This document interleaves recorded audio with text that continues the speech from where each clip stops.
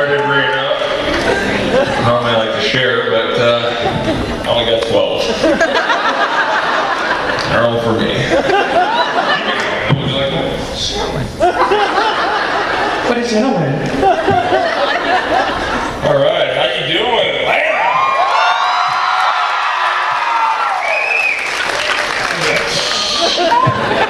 I'm really happy to be here. Cheers. We're gonna make this. Oh man, back to normal. Local. 420. Support local. How's everyone doing? Good? I just got in. I'm stoked to be here. I think it's my 4th year. Yes. Yeah. I love it down here. Love you guys. Thanks for having me. I think last time I saw you, I had shot this it's a small little show called Game of Thrones. Now we have a chance to talk about it. There's also a little movie that no one saw called Conan. In case anyone has any questions about that. Or any upcoming werewolf time. Or any upcoming werewolf stuff. Yeah. That'll be in the next 2 years. We'll talk about that. We have a microphone here. Please stand behind this handsome gentleman. Don't everyone run to it at once though, because it'll cause No, she's already pushing down. Yes, ma'am. What's your question?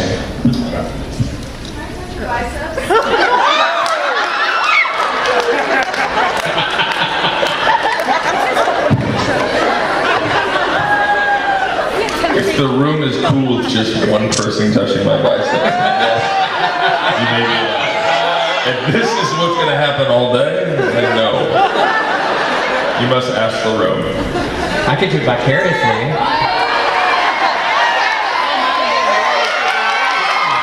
Come on up here, baby. This is like a game show. Come on in! Price is right.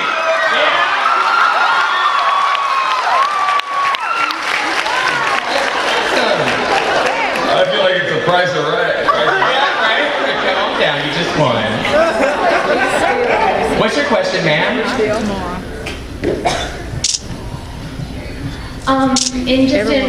You're amazing.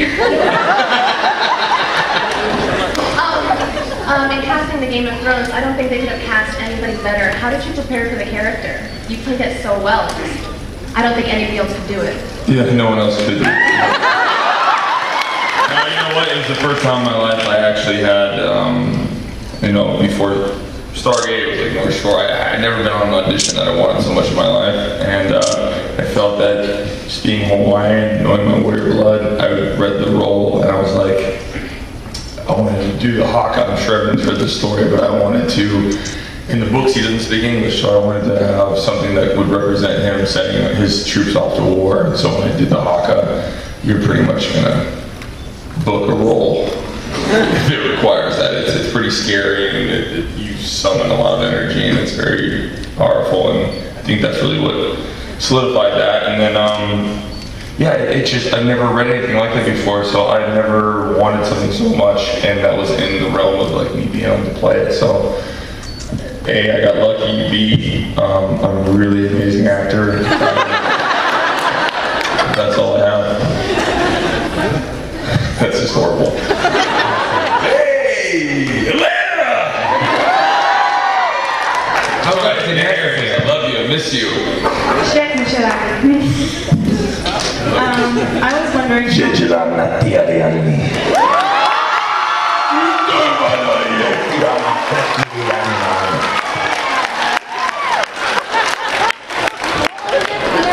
Put that on your ringtone.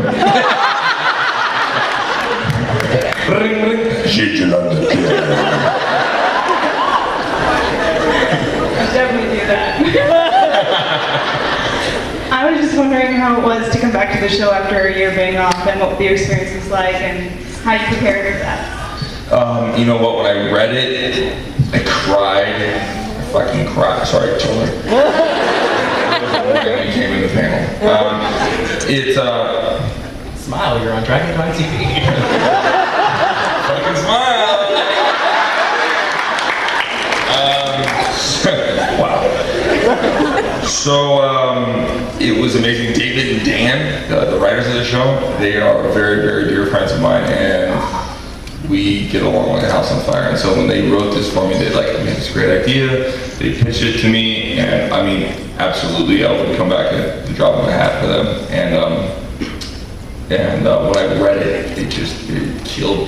I was just reading words, just like crying. I was like, wow, this is pretty powerful. So, preparing for it wasn't hard. It was really amazing getting back into that wardrobe. You know what I mean? It's something that you miss. Like if I played Ronan or I played Conan, you put all that back on. You put all the mascara back on. And you get the braid, you play with it.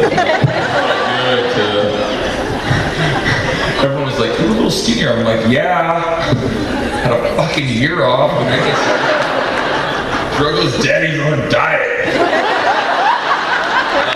I was really, really sick. I got food poisoning, and so I'm like actually extremely ill. I was like in between puking, doing that. But the baby too, it was like little fun facts I'll just share with you. As long as you keep it to yourself and direct it on TV.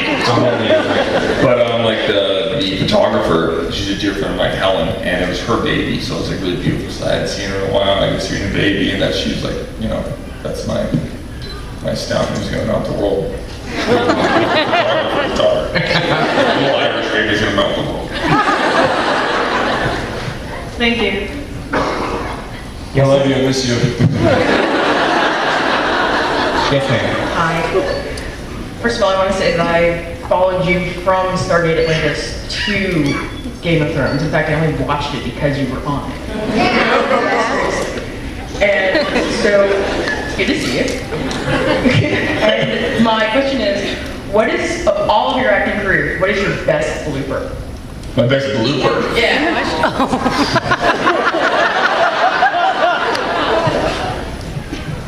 Oh, wow. Oh, got it. This is fucking great. This is the time where you want to take your children out of the room and turn off that camera. It's not real. It's not real. And the ears are covered with the little ones. I was the nude scene with Dan Harris. It's, you know, December 1st. It's the end of the shoot. It's freezing in Belfast. I'm in Titanic Studios. It's cold, and I'm naked, and I gotta walk into a room and show my ass, and she's basically looking at me, and I'm, you know, gonna go in there and, you know, make this time and that's the world. And so I just wanted to like pep everyone up, but the thing is like it's the only scene that was in the very beginning that we were supposed to shoot. It got bumped, and finally I was the first one there, and it was the last fucking thing to shoot. So I stayed there the whole time. But I shot this as the last scene of the whole thing, and I was like, I'm gonna have some fun with this. So I went down to my local little place where you buy socks. And I found some fluffy pink polka dot socks. And different things, little animals, and I, you know, put it in appropriate places. And I get naked, and I was like, fine, there's Crips walking around everywhere. I'm like, whatever. It's like, you know, locker room, but there's obviously her, and I wanted to make her laugh. Laugh properly, not at the spectacle. Because she knows what it feels like. I mean, we shot that scene prior, okay. So, we get in there, and I turn around, and I'm just like ridiculous, because I totally like, I ham it up, so I'm just like turn around, and I'm just like walking towards, like just doing ridiculous moves, just to make on her close up, and she's like trying to hold it together, and she keeps laughing. And so the director's like, what are you doing there? And she's like, Jason has a fluffy pink thing on his penis. And I was like, what? Like, come on, we need to get this shot where I'm like, I'm the only fucker in here naked. I haven't seen anything more appropriate than me having a good time, and like, this is awkward. So you're gonna wait, let me laugh and try to get through this. And yeah, it was, no one ever saw that blooper, but it was pretty funny.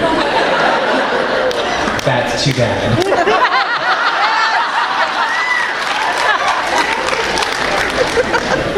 Yes, ma'am. Sir. Yeah. I just want to say, you know, I loved Conan the Barbarian, and one of the questions... Don't everyone clap at once. Keep it in, guys. Keep it in. Contain it. All right. I want to ask, how would you say your portrayal of Conan is different from how Robert E. Howard wrote Conan? Oh, and P.S. I can't wait to see Bullet in the Head where you fight Stallone.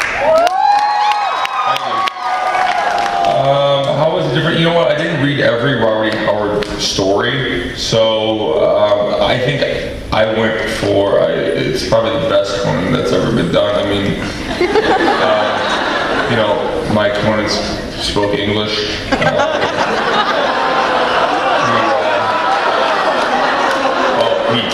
talked.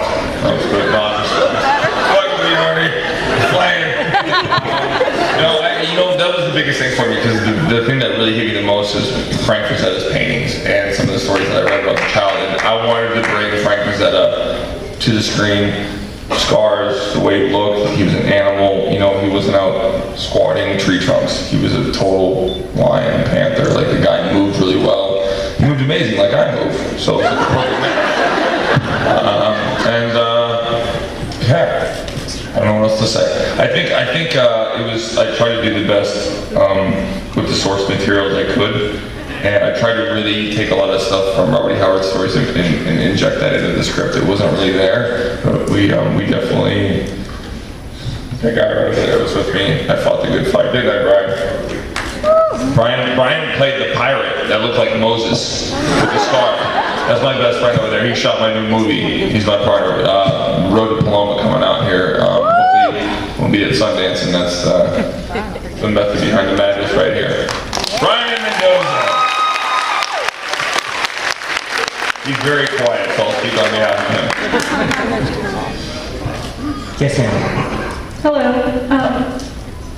One of the things I really love about Game of Thrones, in addition to the fantastic writing, is the acting quality is just amazing. And so I was wondering what actor you learned the most from and what you've learned from them. Because they have a lot of really experienced, fantastic, subtle performances on that show. They do. They're amazing. The ones I was gifted enough to actually work with, because everything that was in Dothraki, I was limited to the actors I got to work with, but I spent a lot of time on set, and really, the person that hit me the most was Harry Lloyd. Was phenomenal. The guy that played Viserys.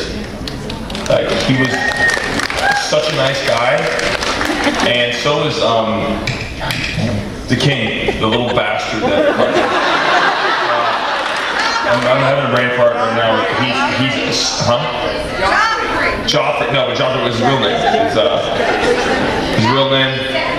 Jack Gleason. Fucking love Jack. Of course his name's Jack. He's Irish. Jack is he's amazing. Like, he's on set. You know, I mean, he's an Irish boy. He's got black hair. He's from Dublin. I think he's from Dublin. And he took the train up. He smoked a pipe on set when like he's 12. He's the coolest fucker ever. He's like smoking out of the pipe, just like so.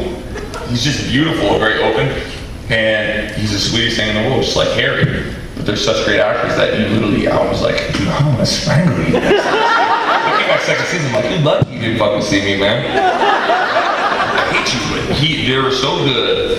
And then Ian Glenn was another big person that I really loved, because he's just fabulous.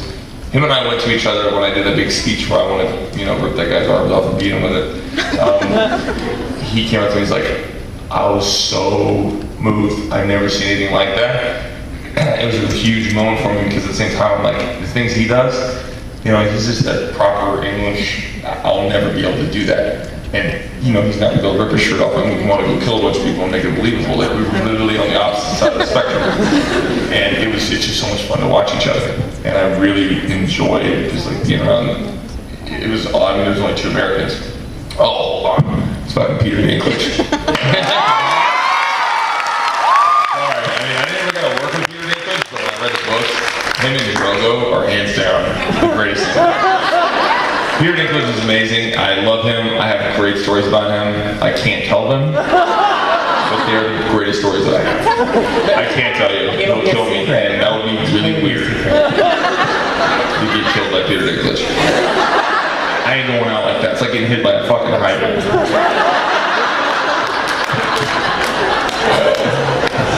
I hope to God you're like, hell no. I am not going to get killed by Prius. Send me back. jump off of a cliff like a real man. Yes, sir, what's your question? Aloha, Jason. Hello. I'm going next week to see your homeboy accept a nomination for a second term. But I really wanted to say I've always admired your work on North Shore. Yeah. Little video on Fox. And Once again, everyone calm down. I liked it.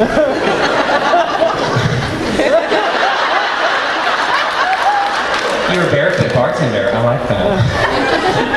It's one hell of a bartender. I can't shake that fucking roll. But it introduced you to us here in the States on the May 48. And I just wanted to ask you, in the episode of Stargate Atlantis, when you discovered that Taylor was pregnant and you said she should name her baby after you, that Ronan would make a good girl's name or boy's name, just that whole process of working through that scene, and later Rachel did actually have a baby. Can you just talk about the emotionality in your relationship with Rachel, and have you seen her baby? Rachel is extremely close to my family. Her husband Lloyd, and she's about to have another baby. I see Rachel all the time. She's truly like a sister to me. Just like on the show, I bust her balls, or bust her whatever. We have a great chemistry together, and I absolutely love and cherish Rachel. And my wife is very close to her, so it always makes it awkward. And then she's having a baby, and Lloyd is actually probably going to be working on our next movie. He's a stuntman. I actually introduced them together. So, I introduced them.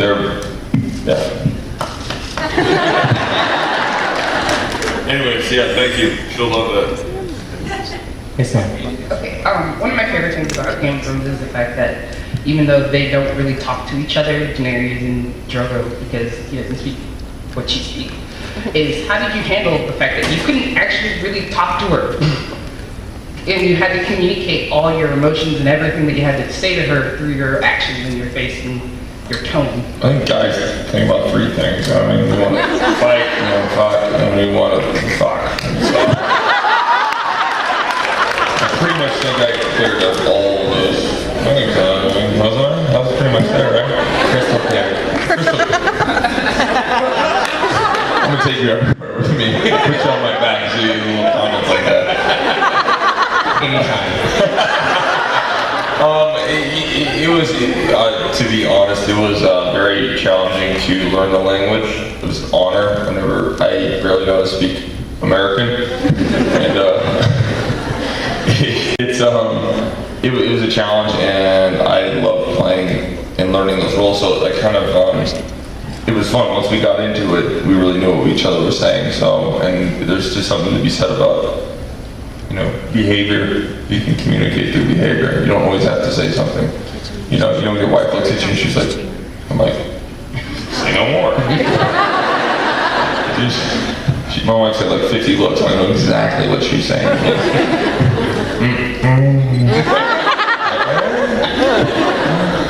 Love it. Yes, sir, what's your question? Someone wrapped the cane around my neck and pulled me off of the stage. Okay, huge fan. You were brilliant on Stargate. You had brilliant presence. I was overjoyed to see you back on, PB and Game of Thrones. And I actually wanted to ask you to expand a little bit more on the Dothraki language and learning it, how long it took you to learn it, because despite everything about him, Drogo is like everybody in my house watches Game of Thrones, and he's one of their favorite characters. Everybody cried when he went out. Everyone. Yeah, I'm so pissed. manly tears. Join the club. But the thing that made it was that I know that was a fictional language, but you sounded like a native speaker. Well, it is a fictional language, but it's not. Like, Berkeley Linguistic made it. It was proper, like, we followed the guideline. There was a proper language that was made. It was a made-up language in the sense that they made it out of, like, I think it was like Arabic and German almost. They made a language. We had to follow it. It wasn't like just go ramble off and like, I mean, like, there was actual words that I had to learn. And I didn't, I wanted to respect it, so I learned it word for word and how it was supposed to be enunciated, and it was amazing because it's just, as an actor, you want to have those things. I've never had that, and you want to prove yourself, and the truth is, like, it completely transported that character further, because when I first got hired and I auditioned for it, it was in broken English, which was extremely hard to do. Like, I don't know how to speak. Like, how do you do that? That was brutal. So when I came to the cast reading, they're like, oh, we have this great language that we designed for you, because we think it's kind of silly that 500 Dothraki screamers are going to learn English over one little white girl who should probably learn the Dothraki language, you know what I mean? So I was like, oh, that's a great point. It's true. And she's like, but that means I gotta speak that language, that big speech language. And they're like, yeah, that's great. And they played it to me. I was like, went to my room, delivered a whole bunch of beer there, ordered pizzas, and locked myself up for a month. And I had about a month to learn it and really, really get it dialed in. So it was great. And that's all it takes. Kids, beer, and pizza, and get locked up in my own room. Yes. Yes, ma'am. I just want to say, I saw the trailer for Bullet to the Head. It looks phenomenal. Now you're going to play a villain in Wolves. Is there any kind of special preparation you're doing to playing a supernatural character, and how is it working with the lovely Lisa Bonet? Okay, there's like 4 questions. Working with the lovely Lisa Bonet. That's the most important one. Is, yes, on Dragon Con TV, which we don't have a TV, and she's never going to see this. But it is amazing. Working with my wife is probably the scariest thing, because we have like love scenes in it and Road Diploma, and it's like this beautiful love scene, but it's not us, and it's very to fall in love so quickly, and we did too, and to have that come across on film is extremely hard. And we did it, and it's amazing. And it's amazing to watch, but at the same time, I was so scared. I was so scared, and it's great because she is so good. She brought it up to me, and truly, my wife absolutely is a muse and an inspiration for it. Yeah, she is, man. When you see it, you're like, Dad, where has that bitch been? Like, making my baby. Making your baby. Making my baby. Rachel is so brilliant and amazing. I can't wait for the world to see her back up there, because she's a force. Just not that, but she's hilarious. She's one of the funniest people I know, aside from myself, right? And then the other question was how great it was, and then the other one was, what was that one? Preparing for your role as a werewolf and wolves. Preparing for Wolves, it feels like it was destined to be. I always wanted to play a vampire, and then there was like 50 vampire things, and my grandmother's from like the Wolf Clan tribe, Pawnee. I got this fascination with wolves my whole life. I named my son Wolf.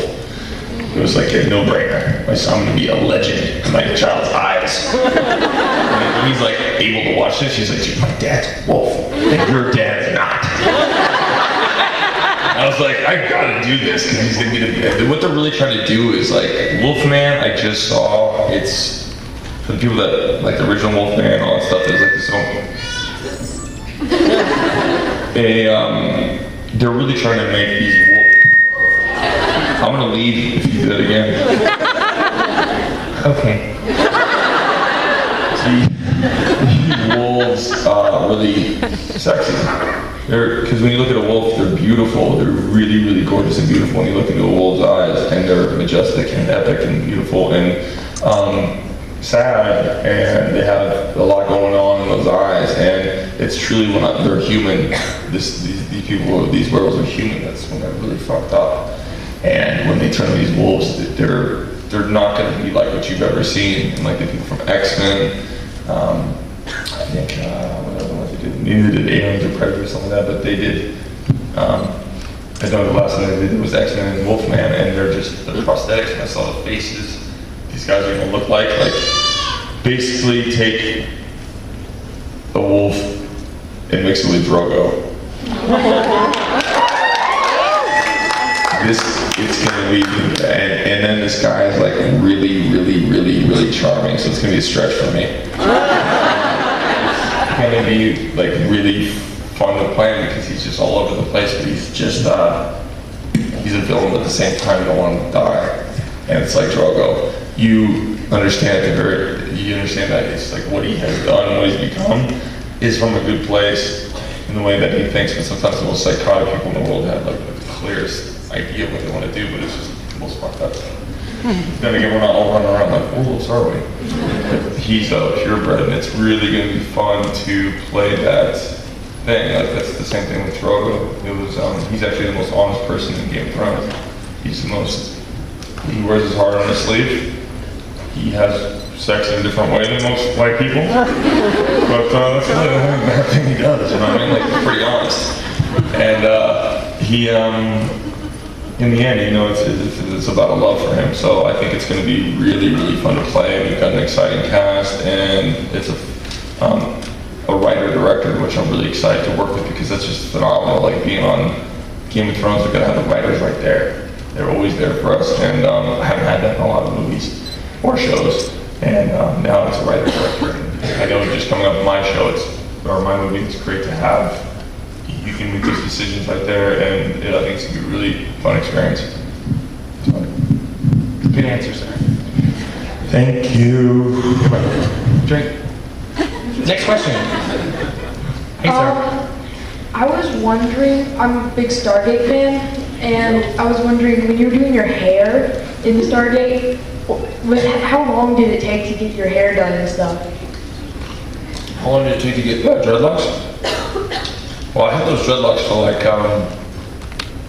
7 or 8 years. I had one North Shore. Where'd that one guy go? There he is. That guy knows it. I had those dreadlocks for a very long time. And they got really heavy. And just doing stunts, like I get whiplash a lot. And it was just kind of like when my daughter was born, I just wanted to change. Just like dreadlocks locks are meant to hold all that mana, like energy, and comes directly out of your mind, and that was just like a new beginning. So that's why I cut those off. And then now I have this fabulous hair here. And now it's time for a change too. So we're cutting them off, I think, really soon.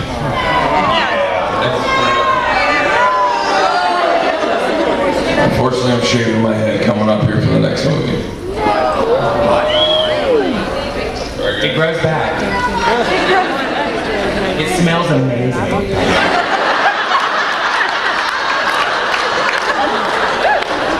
It's hair.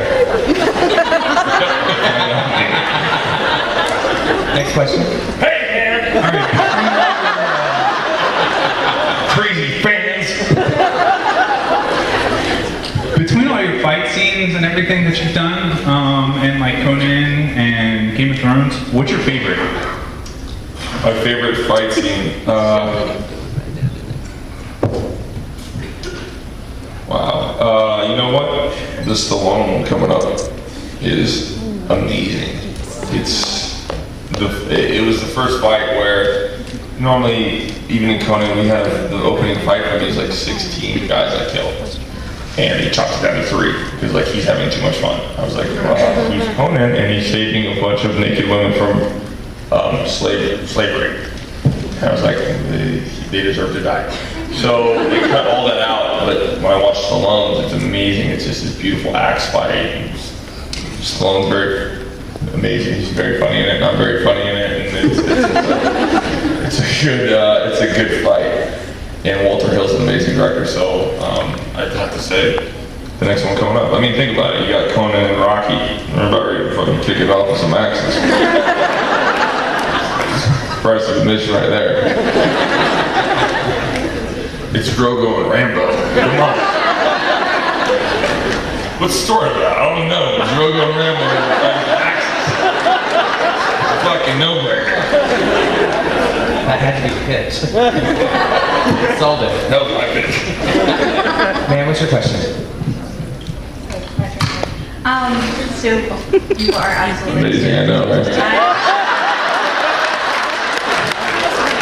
Oh, girl who got to fill your biceps. My favorite scene in Game of Thrones that you did is the crowning of Viserys. So amazing job. My question is actually unrelated to that. HBO has picked up Neil Gaiman's American Gods and is producing. Sorry, baby, I can't hear you guys. HBO is picking up Neil Gaiman's American Gods, the book, and producing it into a TV series. And of course, the internet is going crazy about who will play Shadow, the main character. And of course, your name has come up because you are amazing. I was wondering if you knew anything about it or if you would be interested in that kind of role. You have no idea what I'm talking about. No, he's just talking about how beautiful my eyes are. Sorry. Okay. Yeah. I am a barbarian, and I don't have a computer, so I don't know what's going on out there in the world. I just heard there's a hurricane here. Did that help me get out of that question? But if it's going to give me a really cool job where you think I should be in it, you should fucking say yes, and you should get me in that room. You love Shadow? Well, yeah. I've never read it, so I don't know anything about it. You are a deadpan actor to play Shadow. You really are. Yeah, am I really? Well, that's perfect. So, I'm in.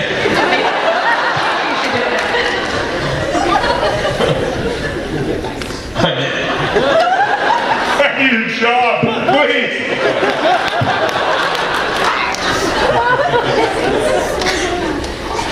Yes, ma'am, what's your question? Hi, Jason. First of all, you're awesome. I have actually two questions. The first one is, out of all the locations that you filmed at, where has been your favorite? And the second, I kind of thought of the line when you were talking about the wolves. Do you have any animals? Animals, any animals? Animals. I have a snake that got away. His name's Orcus, and he's now on our walls. He's a python. Yeah. And I have a lot of coyotes that live around our house. And I have two dogs. One is a Shiba Inu. Don't worry, they were my dogs, they were my wives. If they were my dog, they'd be strong dogs. And Shiba Inu, and I got an Australian healer. Not Australian Shepherd, my bad. But, yeah, she won't let me bring my favorite dog home because it's a Great Dane. Like, Great Dane and Basset Hound, that's what I was raised with. And the locations? Your favorite location? Favorite location filming, Belfast, Ireland. Was amazing. I love Ireland. And, I mean, the most diverse is probably Malta. That was a really beautiful place. Or Morocco, I'm sorry.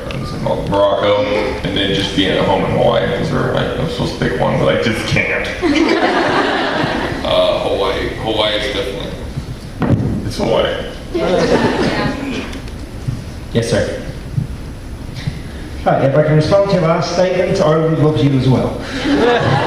Say it again. What did you say? What the fuck did you say? I think he professed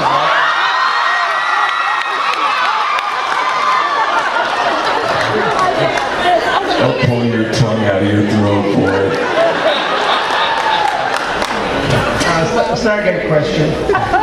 Coming in as both the outsider and as the most vocal member of the team, how do you feel your character identifies much with Chris Judge's character in SG1, and what similarities and what differences would you see? Well, we're both not white. I feel like the aliens, I feel that role, you know, so. And then playing Chris Judge's role, you know what, Chris is like a big brother to me, so when I showed up there, I heard the myths, and I was like, you know, I was like 24, like, dude, I'm gonna bury this guy. And he buried me. That guy is a freak of nature. They should freeze him and generations to come.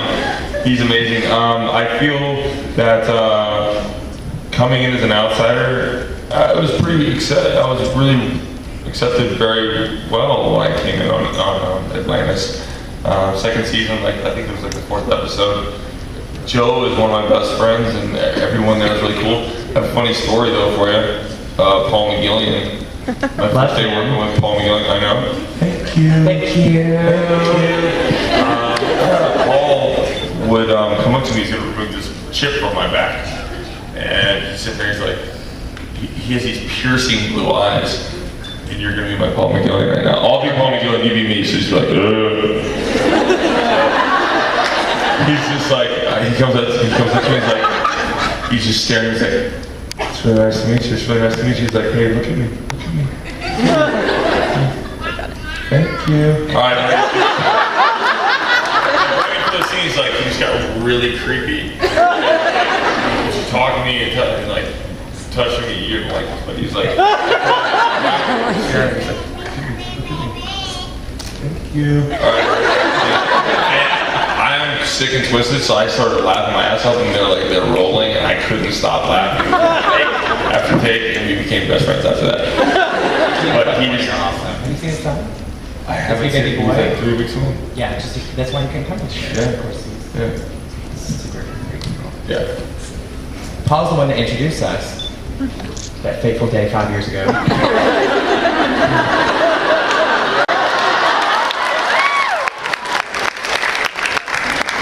Thanks for that.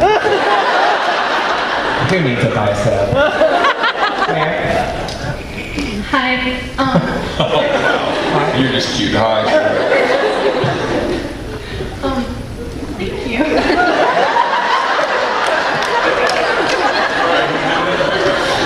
Oh, hi, sweetie. Just me and you. What do you want to know?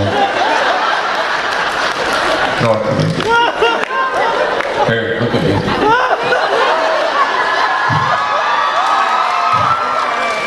Thank you.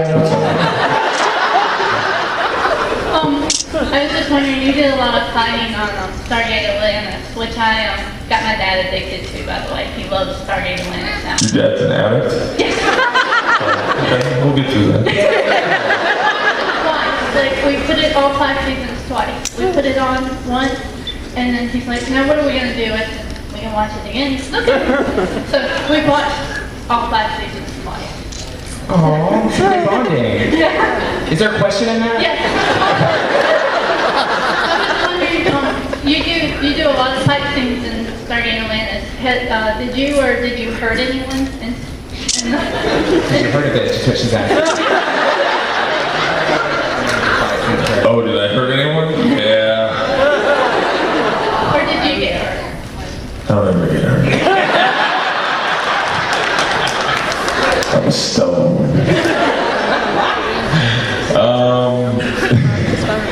I got hurt running a lot because I was a runner.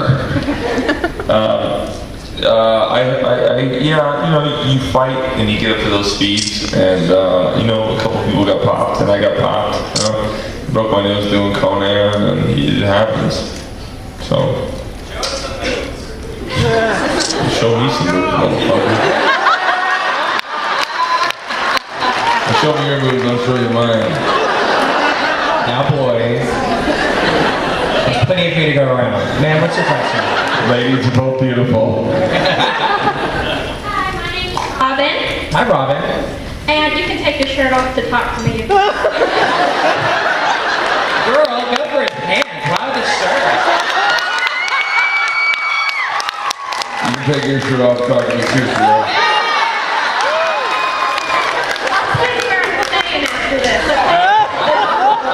Smile, you're on driving content.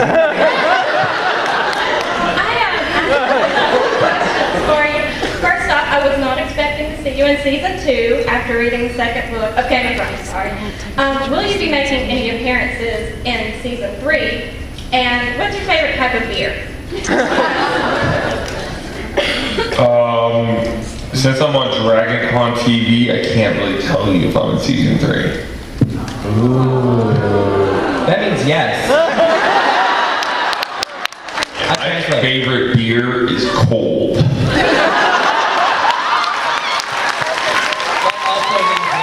And lots. Except for Budweiser. We have time for 2 more questions. Budweiser. Let's get one question over here and one question over here, and we'll wrap up. What's your question? Hi. Since Game of Thrones was shot on such a big scale, which actor that you didn't get to perform with do you wish you could have performed with? Peter English. Yeah. I just don't think we would fit in the frame together. It's kind of cool, but it's like the whole movie like Joe is just like this.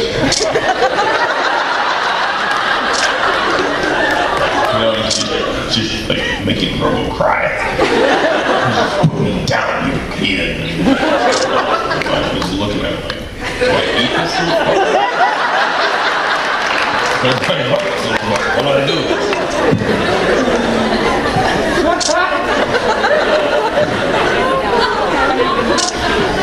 Oh man, he's on the internet was screwed. How about, if I get busted on the internet, I'm gonna hunt the person that down and put it up, and you know what I'm capable of. So Wizard 911, whatever, I'm coming after you. yes, sir? Ma'am? How did you get on Stargate Atlantis? Oh, sweet pea, could you repeat that? How did you get on Stargate Oh, Atlantis? how did you get on Atlantis? Which you love to know, dude.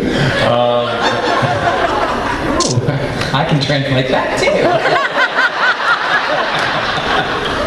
It was an audition right after North Shore was my first audition, and it's a crazy story because it's true.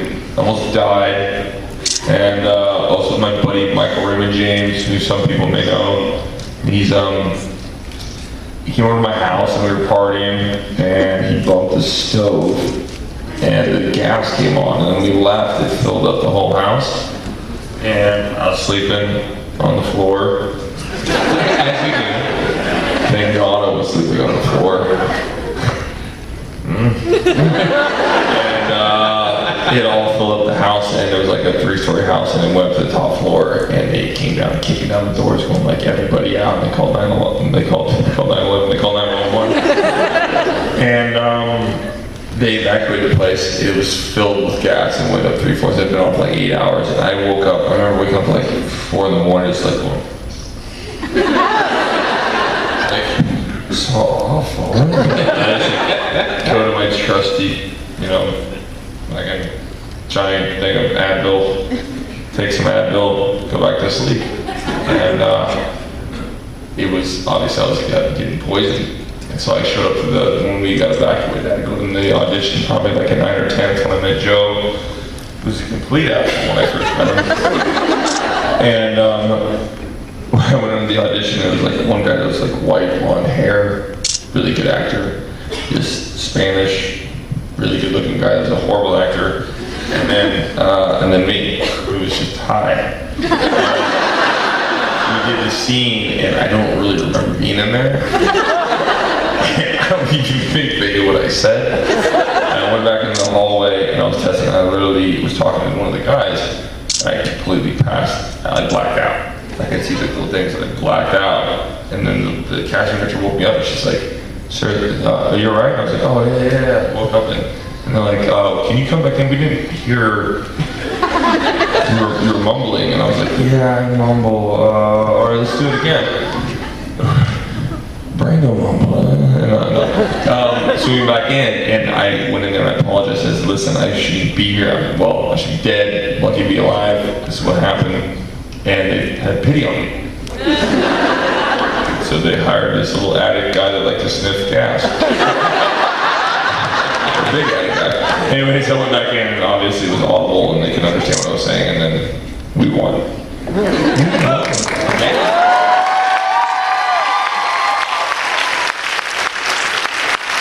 But it was pretty scary because, sniffing glue is not good. That's definitely a cool excuse. Thank you. Any parting thoughts that you'd love to give your... Stay in school, don't drink beer.